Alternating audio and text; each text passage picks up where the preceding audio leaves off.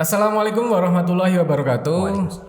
Kembali lagi di AMM Talks, channelnya Angkatan Muda Muhammadiyah Piungan dan bersama saya Denis Albihat. Nah, pada malam hari ini tentu saja kita akan kembali mengupas permasalahan-permasalahan atau kegiatan-kegiatan atau peristiwa-peristiwa yang ada di agama Islam seperti itu. Kalau kemarin saya sempat membawakan tentang hijrahnya anak muda. Nah, sekarang agak lebih meningkat nih. Dan sekarang saya sudah ditemani oleh Kang Fajrul Islami. Selamat malam Kang Fajrul. Selamat malam Kang Denis. Iya, Insya Allah. Dingin Mantap nggak ya. Kang beberapa hari ini Kang? Apa? Rasa dingin nggak? Wah dingin. Tapi kalau saya tetap hangat. Oh iya, udah beda ternyata ini. Saya tahu nih maksudnya seperti apa ini. Malam di sini yang ada di sini tuh kayak jomblo-jomblo semua Kang. Ya, saya mencoba untuk memanasi teman-teman biar segera nggak dingin lagi. Udah panas nih Kang. Oke, pada malam hari ini nanti bersama Kang Fajrul Islami kita akan membahas tentang mu'alaf. Nanti mungkin sekitar ya tidak lama sih, tapi semoga nanti bisa bermanfaat untuk teman-teman semua yang menyaksikan video ini. Kemudian Kang Fajrul Islami ini sekarang aktif di Pemuda Muhammadiyah Banguntapan ya Kang. Ye, Kemudian juga aktif di Mu'alaf Center Jogja. Yogyakarta. Yogyakarta, oh ya Yogyakarta biar lebih lengkap. Nah mungkin cerita sedikit dulu nih Kang tentang Mu'alaf Center Yogyakarta itu apa sih Kang? Terus apa sebenarnya motivasinya, ada mungkin bisa dibilang komunitas ya Kang atau apa kayak gitu, mungkin bisa diceritakan dulu. Oke, sebenarnya kalau Mualaf Sentri Yogyakarta itu dulu awalnya adalah komunitas peduli mualaf. 2011 lah kurang lebih sudah di wilayah di Masjid Gede Kauman. Ya memang karena memang salah satu founder kami itu Mas Amrul ya, istrinya itu adalah seorang mualaf kayak gitu, dan beliau juga sebelumnya juga bergerak di bidang cyber tentang bagaimana tentang syiar Islam, kemudian defend dari serangan-serangan orang-orang kafir terkait kasus ayat-ayat pemurtatan lah seperti itu, penyesatan umat, pendangkalan akidah. Kemudian berjalannya waktu 2000 karena sudah jadi komunitas makin banyak diinisiasi dari teman-teman dari daerah Karangkajan dan Kauman.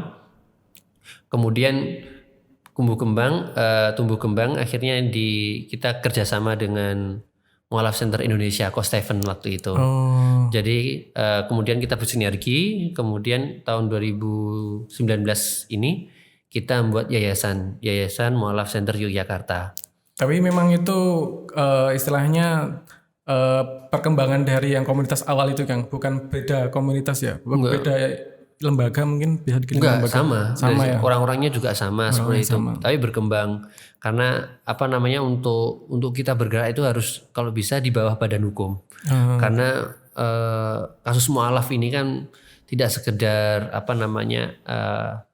umum ya, tapi masuk ke ranah hukum juga. Kalau tidak berhati-hati dalam kita melangkah itu bisa juga dikenakan pasal. Kalau hati-hati misalnya kayak pasal penyebaran agama dan yang lainnya. Kemudian nanti kalau waktu pembelaan mualaf, kalau kita nggak hati-hati nanti dikira merebut atau memasuki rumah tanpa izin dan yang lainnya. Dipelintir itu nanti kalau nggak pandai. Pernah ada kejadian seperti itu Kang? Ada. Sering? Ya ada. Maksudnya adanya di situ ada kasus yang memang kita harus tangani secara hukum seperti itu. Itu ada. Berkembang seperti itu, dan alhamdulillah 2000 ini kita berusaha untuk bangun Wisma Mualaf untuk bangun itulah. Sekarang kita mulai ngomongin tentang mu'alaf nih Kang. Kalau saya sendiri, pemahaman saya sendiri kan, kalau bicara tentang mu'alaf itu kan seseorang yang mungkin baru masuk Islam seperti itu. Iya. Mungkin ada bisa dijelaskan sebenarnya mu'alaf itu apa gitu. Nah kalau dari mungkin Kang Fajrul nih menjelaskan seorang mu'alaf itu seorang yang seperti apa sih Kang? Seperti itu. Jadi kalau di Mualaf Center Yogyakarta itu kita memandang mu'alaf itu ada dua. Jadi orang yang masuk Islam dan orang Muslim yang masih lemah. Tapi sudah Islam ya Kang? Sudah Islam. masih lemah. Ya kalau sekarang bahasa trennya itu orang hijrah kayak gitu. Iya. Orang hijrah. Nah, itu sama-sama butuh penanganan pendekatan secara emosional, spiritual juga agar yang tadi mu'alaf, yang lemah tadi adanya zakat itu kan agar bisa kuat lagi kondisinya kayak gitu, imannya juga tambah kuat. Nah, sama sih. Jadi kita memandang mu'alaf itu ada dua itu. Kalau di surat asnafnya itu kan ada 8, salah satunya mu'alaf, itu ya orang yang masuk Islam, itu ya orang yang hatinya dilembutkan masuk Islam. Tetapi kalau kami di Mu'alaf Center Jakarta juga ya muslim yang bahasanya masih lemah. Oke. Berarti kalau saya coba menghubungkannya Kang, dari tadi adanya sebuah lembaga atau komunitas Mu'alaf Center Yogyakarta kemudian bergerak, kalau saya itu masih bermindset dengan adanya komunitas tersebut itu berarti mengislamkan orang. Benar nggak seperti itu, Kang? Menjadi wadah buat teman-teman yang sudah punya ketertarikan tentang Islam. Itu bisa bisa tahu. Karena gini, ada kadang-kadang tuh orang itu udah ketika dia gundah terhadap agamanya kayak gitu, kemudian dia mencari kebenaran, akhirnya kan butuh tempat nih untuk sharing, butuh wadah untuk sharingnya. Kemudian kalau sudah masuk Islam itu kan juga butuh komunitas nih, karena kalau dia sendiri itu terasa minoritas terasa minoritas sendiri, karena pressure-nya jauh lebih besar seperti itu. Maka butuh teman-teman yang memang bisa bisa ngayomi lah bahasanya gitu. Dengan dengan komunitas itu insya Allah akan lebih istiqomah ya. Ketika kita beramal jama'i, bahasanya kalau kita kan dakwah sendiri itu juga berat, tapi kalau dakwahnya bareng-bareng terasa lebih ringan kayak gitu. Kalau beberapa kasus mungkin bisa ceritakan nggak, kalau pernah nggak ada misal Akang sendiri nih mengislam atau membantu orang untuk Islam gitu? Pesyahadat. Iya, pesyahadat itu pernah nggak? Jadi alhamdulillah ya, karena sering ya alhamdulillah. Yang jelas kalau misalnya kita bicara ini ya, teman-teman biasanya ketika yang sudah ada kegundahan di hatinya, kemudian mencari kebenaran, sekarang kan akhirnya dia mau ngejak sharing-sharing kayak gitu. Jadi ada awalnya itu sharing-sharing dulu sebelum masuk Islam. Pendekatan seperti itu. Iya, ditanyakan dulu gimana, ya macam-macam lah, nanti sebelum dia masuk Islam biasanya ada yang ditanyakan. Kayak misal bagaimana pendapat orang tua seperti itu termasuk nggak? Kadang kita tanyai juga, cuman lebih ke akidahnya dulu. Misalnya akidahnya memang sampai dia memang benar-benar yakin bahwa Allah adalah satu-satunya Tuhan yang berhak disembah dan Nabi Muhammad adalah utusan Allah. Kenapa harus seperti itu, Kang? Apakah karena mungkin maaf Kang, nanti takut beliaunya yang mau masuk Islam itu berubah lagi, tidak murtad gitu atau gimana? Ya namanya masuk, ya karena kan syarat masuk Islam kan dia harus meyakini bahwa Allah adalah wahdahu la syarikalah, kemudian Muhammadur Rasulullah Muhammad. Kalau sudah dia mantep kayak gitu ya sudah, sebenarnya dia muslim, tinggal ikrarnya saja, dia asyhadu alla ilaha illallah wa asyhadu anna muhammadar rasulullah. Tapi dari segi pemahamannya dia sudah paham dulu bahwa dia meninggalkan keyakinannya dulu bahwa Tuhannya banyak atau Tuhannya beranak atau bagaimana, dan dia mengimani bahwa Tuhan itu tunggal, Tuhan itu tidak ada yang serupa dengannya, kekuatannya absolut seperti dan yang lainnya. Kemudian Nabi Muhammad adalah utusannya. Sudah meyakini itu ya, alhamdulillah, berarti kan dia sudah menjadi orang muslim. Tinggal nanti urusan ibadah, urusan akhirnya nantilah belajar. Tapi yang penting di situ yakin dulu. Kalau sudah yakin, oke.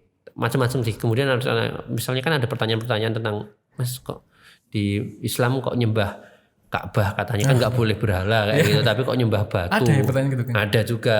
Kemudian kok nyium Hajar Aswad juga kok katanya kok malah nggak boleh nganu berhala, tapi buktinya yo tuh nyium Ka'bah, nyium Hajar Aswad. Dan karena kurang paham, belum pahamnya tentang ini ya, belum mengerti tentang bagaimana apa itu ibadahnya kayak gitu. Apa itu Ka'bah, apa ya macam-macam lah kayak gitu, Mas. Berarti kan kalau kita kan sudah tahu nih, berarti arti mu'alaf itu ada dua, yaitu sebagai seorang yang sudah Islam dan orang yang belum Islam terus mau masuk Islam seperti itu kan. Pernah nggak dapat cerita orang yang mungkin dalam dua kasus itu ya, itu bagaimana sih mereka itu mendapat hidayah atau penerangan saya akan lebih mantap nih untuk menjadi seorang Islam kayak gitu, menjadi seorang Muslim kayak gitu. Asbab hidayah itu kan macam-macam. Iya. Nah, asbab hidayah itu macam-macam. Ada yang karena nikah, ada yang karena memang kegundahan hatinya, ada yang lewat pengalaman spiritual misalnya mimpi atau apa dari mimpi itu kemudian dia tergerak untuk mencari kebenaran seperti itu. Nah, buat yang nikah ini memang kemudian kita treatment dulu, kita yakinkan bahwa jangan sampai dia, terutama cowok ya, karena dia akan menikahi muslimah kita gitu. Maka kita harus yakinkan dulu ke dia bahwa jangan sampai ini main-main tentang masuk Islamnya. Karena kalau main-main yang jadi taruhannya adalah muslimah kita. Ya Kak? Iya benar. Nanti kalau sudah akhirnya kan nanti bisa tertarik. Tertarik maksudnya kamu mau nanti sudah mapan, kehidupannya mapan, udah punya anak, kemudian suaminya itu murtad lagi, kemudian akan menjadi dilematis keluarganya. Muslimahnya jadi bingung milih keluarganya yang sudah harmonis atau milih tapi harus meninggalkan agamanya, atau dia memilih agama dan meninggalkan keluarganya itu. Ini perlu ditatar dulu bahasanya sampai yakin, dan sama calon istrinya itu yang muslimah itu juga harus dimantapkan. Kamu siap nggak kalau terjadi hal terburuk yang kita nggak menginginkan, tapi kalau terjadi hal keburuk, siap nggak untuk bercerai atau yang lainnya?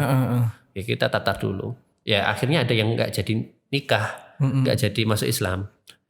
Ya memang akhirnya dia nggak masuk Islam, tetapi kita sudah minimal menyelamatkan ini muslimah kita. Muslimahnya tadi. Oke. Kemudian kalau untuk yang masalah yang anak muda nih, biasanya kalau anak muda dia lebih karena jiwa ingin taunya tinggi, akhirnya dia searching dulu, akhirnya barulah nanti mulai diskusi macam-macam lah, kayak ya masalah tentang khilafah, kan lagi booming misalnya tentang khilafah. Ya kita tanya aja, loh kalau di agama yang lainnya tak tanya, kalau ditanya juga kalau misalnya di agama lain itu juga ada khilafah. Contohnya misalnya Vatikan bilang apa, semua gereja katedral itu menurut apa enggak gitu. Nah itu ya khilafah kayak gitu ya, Islamnya konsepnya seperti itulah modelnya kayak gitu. Oh iya ya, akhirnya lebih menerima tentang seperti itu, karena kan di saat ini kan masalah khilafah itu kan jadi bahan untuk nyerang kaum muslimin kayak gitu, ditabrak kan. Kalau sebagai orang, saya sih pernah mendapatkan cerita sebagai dari orang yang non muslim ya Kang, itu menganggap ya mungkin karena mereka belum tahu, dan mungkin nanti triknya seperti apa dari teman-teman yang ada di Mualaf Center Jakarta itu, jadi menganggap kalau apa yang ada di agama Islam itu irasional seperti itu. Jadi orang-orang itu beranggapan ya tidak masuk akal kayak gitu, dan membuat Islam itu menjadi lemah kayak gitu. Sebagai orang yang saya juga dalam artian tidak begitu pintar dalam agama Islam, ketika harus meyakinkan kan takut nanti jadi salah seperti apa kayak gitu. Kalau dari teman-teman yang di Mualaf Center Jakarta, ketika ditanya Islam itu tidak irasional ya, kamu mau bagaimana jawabnya kayak gitu, gimana Kang? Loh, irasionalnya yang mana? Ya gitu kan, harus dicek irasionalnya yang mana. Emang menurut saya kalau agama kami misalnya tentang konsep ketuhanan saja, yang pokok ya tentang ketuhanan, irasional yang mana kayak gitu. Anda nggak percaya tentang Tuhan misalnya terjadi kebakaran, misalnya ini kita nggak bahas Tuhan dulu, misalnya terjadi kebakaran kayak gitu, apakah kamu akan menganggap itu tiba-tiba kebakar? Atau ada penyebabnya terjadi kebakaran, entah konslet atau apa kayak gitu, pasti ada penyebabnya apapun bentuknya itu. Nah sama dengan alam semesta yang kompleks ini, ya nggak mungkin datangnya secara tiba-tiba, pasti ada yang menciptakan yang lainnya kayak gitu. Atau dan konsep ketuhannya kita adalah konsep monoteis, yang monoteis benar-benar monoteis ya, tidak bahwa di surat Al-Ikhlas bahwa kulullahu ahad Allahu samad lam yalid walam yulad kayak gitu. Kita konsepnya kayak gitu. Sedangkan dibandingkan dengan agama yang lainnya, ada yang beranak, ada yang itu kan malah lebih nggak rasional. Itu dari konsep ketuhanan ya, baru konsep itu yang pokok. Sebenarnya yang saya ingin tekankan sebenarnya ini Kang. Jadi kita kan memang menyembah sesuatu zat yang tidak kelihatan seperti itu. Bagi anggapan orang-orang yang non-Islam itu kan menjadi sesuatu yang kamu menyembah apa sih? Nah, gitu. Nah, ketika mau menjelaskan seperti itu kan ada hal-hal yang mungkin di luar nalar kita. Dimana kalau saya pernah ikut beberapa kajian itu, misal kita cinta dengan Allah itu kan bukan cinta karena kita bisa melihat Allah, tapi kita karena meyakini bahwa Allah itu ada gitu. Nah, seperti itu. Kalau misal dari teman-teman mualaf yang di Jakarta ada perasaan, ada pertanyaan seperti itu, bagaimana? Tapuk wae, pak gitu kan. Aduh, loro. Emang kamu bisa ngeliat sakitnya mana itu? Apa yang mana sakit itu apa sih kayak gitu? Tapi kamu percaya kalau itu sakit kayak gitu. Ya bisa dirasa deh. Ya cuman yakini ya kayak gitulah kayak gitu. Kita sama, kita mengimani Allah itu ada. Nggak harus tahu bentuknya, tapi kita paham bahwa itu ada kayak gitu. Dan memang itu bukan sering sih, memang beberapa kali saya pernah mendapatkan pertanyaan itu, tapi sebagai emang bukan sesuatu yang serius kayak gitu, dan memang sesuatu yang bercanda karena pergaulan saya kan tidak melulu dengan orang-orang Islam seperti itu. Ya guyonane ngono kuwi tak tapuk pop ngono kayaknya, tapi kan orang napuk emosi guyonan. Iya. Loro ono endi buktine nek ono kan. Terus balik lagi kalau kita ngomongin mualaf Bang. Kalau mungkin ada anggapan seperti ini. Kalau orang mualaf berarti dosanya mulai dari nol lagi ya? Nah, itu benar gak Kang? Iya. Bagaimana? Orang itu ketika dia mualaf maka bagikan bayi yang bersih. Sebenarnya sama halnya ketika seorang itu bertobat kepada Allah. Hijrah. Iya, bertobat kepada Allah. Entah mau bahasanya hijrah atau bahasanya apa kayak itu, yang penting tobat. Karena Allah itu inilah luar biasanya. Kalau di konsep yang lainnya itu sampai Tuhannya bingung caranya gimana, mau nggak mau harus turun ke dunia mengorbankan dirinya sendiri ya. Tapi Islam itu mengajarkan bahwa Allah itu Maha Rahman. Kita istighfar benar-benar itu wis nggak perlu membunuh diri sendiri, tidak melukai diri sendiri, cukup kamu mengimani bahwa Allah itu Maha Pengampun, memang bersungguh-sungguh dalam minta maaf. Allah itu, kata Allah, yaghfiru dzunuba jami'ah. Aku ampuni semua dosa-dosamu kayak itu. Semuanya. Ya itu sama bersihnya. Karena kalau orang-orang yang non sewu kayak mualaf itu kan dipenuhi dengan kemaksiatan, orangnya kemudian dia sadar bahwa sama ini salah. Ternyata dari keimanan konsep Tuhannya salah atau ibadahnya salah, kemaksiatan bahkan dengan makan-makan yang lain, akhirnya dia tobat meninggalkan itu semuanya. Ya itu kan bahasanya perwujudan tobat ya. Akhirnya dan Allah Maha Rahman itu ampuni dosa-dosa semua. Dan teman-teman yang muslim juga jangan mau kalah dengan mualaf. Teman-teman bisa bersih dosa-dosanya dengan cara tobat nasuha itu sendiri. Menjadi lebih baik daripada yang sebelumnya. Ya betul. Maka insya Allah itu Maha Rahim kok. Ya. Allah itu bahkan sampai Allah akan balas 10 kebaikan itu dengan 10 kali lipat dan membalas kejahatan setara dengan apa yang dia lakukan. Saking rahmannya Allah. Nah, Kang, kalau misal kita karena kita memang hidup di negara-negara Indonesia yang memang berkultur banyak sekali ya seperti itu. Nah, kalau yang saya ikuti sampai sekarang ini, ketika melihat orang mualaf seperti itu masih dianggap atau menjadi pandangan yang itu tuh sebuah peristiwa yang sangat besar seperti itu. Jadi mungkin kalau belum lama ini kita contoh lah public figure yang belum lama ini masuk Islam, nah gitu kan jadi viral segala macamnya seperti itu. Nah kalau dari pendapat Kang Fadrul sendiri seperti apa fenomena-fenomena seperti itu gitu? Ya alhamdulillah. Alhamdulillah. Ya alhamdulillah saja kayak gitu. Secara tidak langsung juga itu akan mempengaruhi teman-teman yang lain yang muslim, girohnya semangat kayak gitu. Yang lainnya juga menjadi daya tarik juga untuk kok bisa sih kayak gitu. Akhirnya dia dari hidayah itu kan macam-macam ya jalannya. Kok bisa sih kayak gitu? Akhirnya dia searching sendiri informasi itu. Oh iya ya. Akhirnya disitulah mungkin hidayah lewat bisa dari situ. Ya kita ada yang masuk alhamdulillah senang. Misalnya ada yang murtad ya memang kita sedih kayak gitu. Ya ini bentuk kasih sayang kita. Kita bersyukur makin banyak orang yang nah iso mlebu surga bareng-bareng kayak gitu. Tapi sedih kalau misalnya ada yang adine iso mlebu surga bareng-bareng tapi kok ono sing nyempal kayak gitu. Iso piknik bareng-bareng kok sitoke malah ora sito piknik. Iya. Malah mengundurkan diri yang mesake kayak gitu. Iya. Tapi kalau ya memang itu kalau menurut saya pribadi kan memang menjadi trigger ya buat orang-orang yang di luar sana yang mungkin belum Islam dan ada public figure yang mungkin mereka ngefans sama satu orang itu dan mengikutinya. Bisa jadi malah, kok iso sih kayak gitu. Akhirnya para fans-fansnya itu juga mungkin tertrigger untuk mencari informasi tentang Islam. Ya Allah alam, nih siapa tahu hidayah dari situ, Thomas. Kalau dari Kang Fadil sendiri selama nimbrung atau istilahnya di dunia permualafan berkecimpung di sudah banyak atau memang relatif atau gimana Kang? Apanya? Orang-orang yang bermualaf seperti itu. Kalau dari pengalaman Kang Fadil sendiri? Ya alhamdulillah tiap minggu tuh ada lah Mas. Tiap minggu ada? Tiap minggu, kadang-kadang tiap minggu ya sebulan tuh pasti ada kayak gitu. Insya Allah ada yang masuk Islam kayak gitu. Di berbagai macam alasan kayak gitu, berbagai macam hidayah, jalan hidayahnya. Paling ekstrim apa sih Kang, kalau boleh tahu? Selain nikah ya Kang? Oh iya, ya tadi itu tentang yakin tentang bahwa agama Islam itu benar. Bukan karena nikah, itu pernah gitu.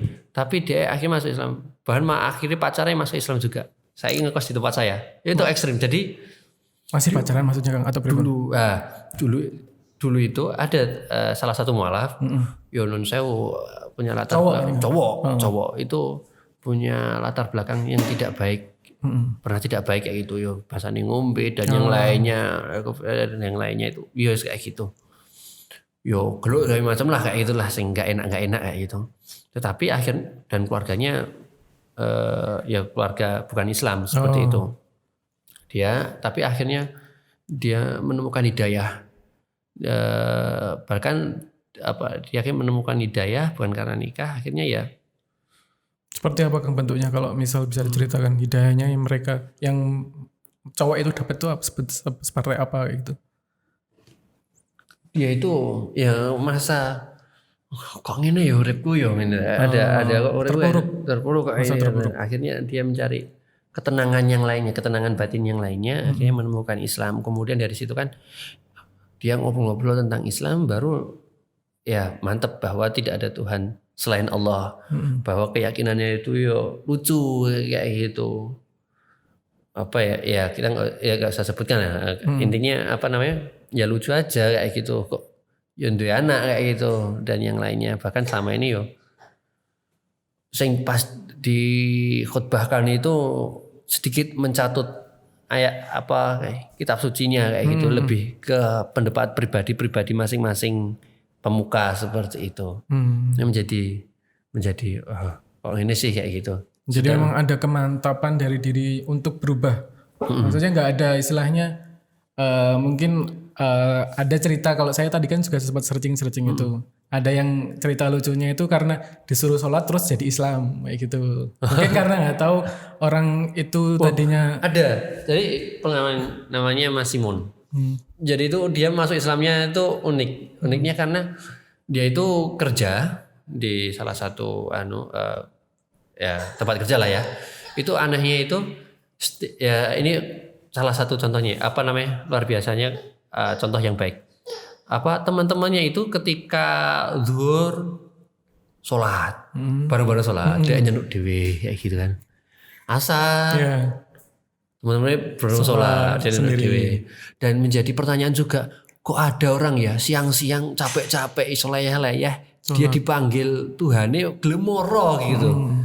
Sore udah capek-capek kayak gitu, saya balik, tapi kok mau datang kayak gitu kan, jadi hebat ya ada ya gitu. Akhirnya dia tertarik tentang Islam, ngobrol-ngobrol tentang Islam, akhirnya ya mantep masuk Islam karena itu tadi lihat dari ternyata contoh itu, lingkungan itu mempengaruhi kayak gitu. Tapi jika sudah ada orang yang seperti itu tadi, siapa kan namanya tadi? Mas Simon itu, terus setelah itu misal nanya bagaimana Islam dan segala macamnya, itu dibiarkan saja atau memang ada tindakan seperti jangan sampai lepas atau gimana gitu Kang, atau gimana cara istilahnya biar gampangannya nggak lari gitu gitu.